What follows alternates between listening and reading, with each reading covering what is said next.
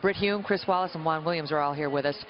Brit, watching her, it occurs to me what a spectacular spokesperson she is for the Democratic Party and for Hillary Clinton tonight. The speech was well written, it was well delivered, and I thought it was very effective. And she did it as a mother.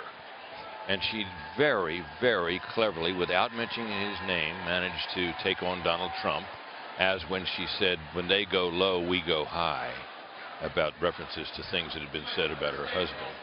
And she went on, without ever mentioning his name, to deal with Bernie Sanders by talking about how Hillary Clinton, when she lost 8 years ago, she didn't pick up her marbles and go home, but she sought other opportunities to serve the country.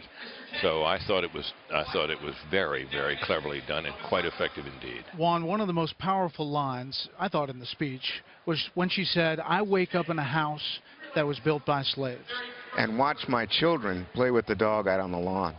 I think that had such emotional resonance for people of color watching in this audience, imagining this historic moment and what she has been through with her husband, especially, as you just heard from Brit, in terms of the name calling and questioning his patriotism and the like.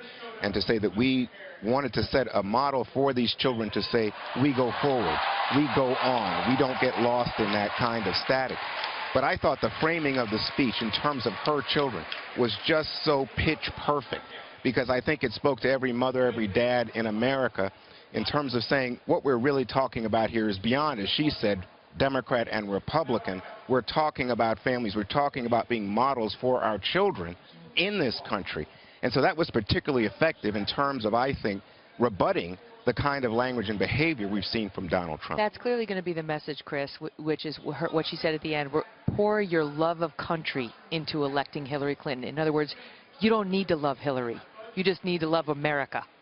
Well, that's right. And I thought there were about three interesting points. First of all, you say she's the most popular person in the Obama administration. I think she's the most popular Democrat in the country. Second, politically, there is some real tension. We've seen it all night in this room between the Sanders supporters and the Clinton supporters. And nobody was going to boo the First Lady of the United States. And it seemed to me she did a lot in bringing those two factions together.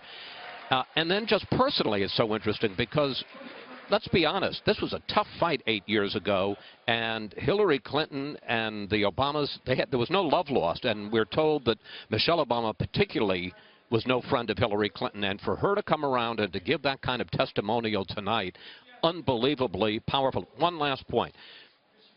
You want to know what Hillary Clinton is doing here? Michelle Obama, leaving the White House this year, would have to come back and win the Democratic nomination in 2032 to do what Hillary Clinton is doing at this convention. You mentioned the tension, and Brit, we saw it through the day, some of the cheering, some of the boos. We also saw it in the Al Franken speech that Sarah Silverman kind of came out and taunted the Bernie Sanders people and jacked them up again. Right. Well, I don't think that the tensions are overblown. In fact, I was struck today as I watched the two events, the Debbie Wasserman Schultz event and then the later Bernie Sanders event, by how angry they are and disappointed they are and how unfairly they think their candidate was treated, and that's all there for all to see.